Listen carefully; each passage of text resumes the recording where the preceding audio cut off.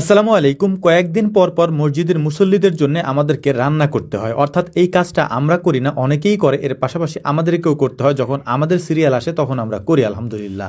গত কয়েকদিন আমাদের খামার এবং কৃষি কাজের চাপ একটু কম ছিল, তাই আমরা একটু সময় পেয়েছিলাম। তবে আলহামদুলিল্লাহ এখন থেকে আবার কাজের চাপ বেড়েছে, এই জন্যই মূলত আমাদের একটু সময় ম্যানেজ করতে আমাদের একটু কষ্ট হচ্ছে। তো যাই হোক, তারপরেও আলহামদুলিল্লাহ আমরা মসজিদের সামনে চলে এসেছি। এখানে সুন্দর করে একটা চুলা আমরা খুঁড়ে নিয়েছি। চুলা খোঁড়ার পরে এই জায়গাতে আমরা রান্না করার জন্য আমাদের কড়াই, তারপর বাকি যে আসবাবপত্রগুলি আছে সেগুলি আমরা নিয়ে এসেছি। আমরা প্রথমে রান্না করব গরুর মাংস, তারপরে ডাল রান্না করব, এরপরে মুরগির মাংস রান্না করব। অর্থাৎ দুপুরে এবং রাত্রে দুই বেলা রান্নাই আমরা একসাথে করে রেখে দিব ইনশাআল্লাহ। দুপুরে রান্নাটা ওনারা এখন খাবেন, মানে আমরাও ওনাদের সাথে খাবো। এর পাশাপাশি রাতের রান্নাটা আমরা করে রাখবো ইনশাআল্লাহ। তো প্রথমে আমরা গরুর মাংসটাকে সুন্দর করে ধুয়ে পরিষ্কার করে নিচ্ছিলাম একটা পাত্রে। এরপর আমরা মশলাগুলিকে একটু ভুনে নেওয়ার চেষ্টা করছিলাম, পেঁয়াজ মরিচ যা আমরা বাড়ি থেকে নিয়ে এসেছি।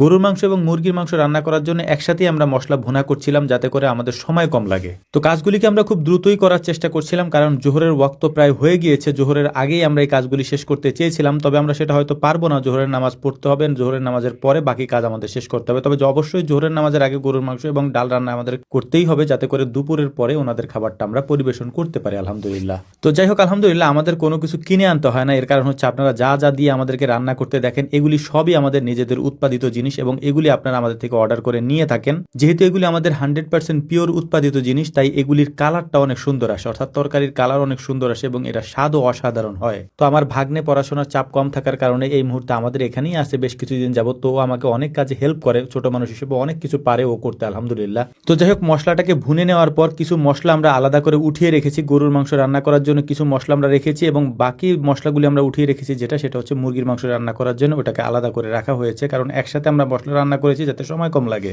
তো দেখতে দেখতে গরুর মাংস রান্নাটা প্রায় শেষের দিকে। গরুর মাংস রান্নার জন্য আমরা পানি দিয়ে তারপর হচ্ছে যে নামাজে চলে গিয়েছিলাম। নামাজ কমপ্লিট করে এসে তারপর বাকি কাজ আমরা করবো, অর্থাৎ আমাদের রান্নার কাজটা আমরা শেষ করব।